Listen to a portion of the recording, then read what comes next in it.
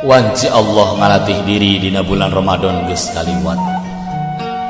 Mun umur dibere panjang kiwari tinggal perakna nyorang 11 bulan nu geus datang.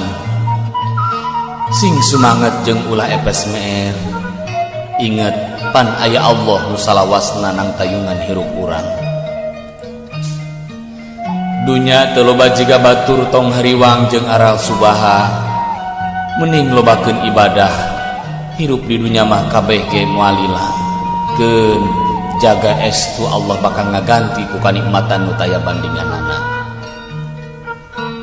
Loba jalma nu disanjung pedah dunyana luyuh layah tapi hatena paciweuh jeung kasusah. Ati pabelit jeung urusan duit.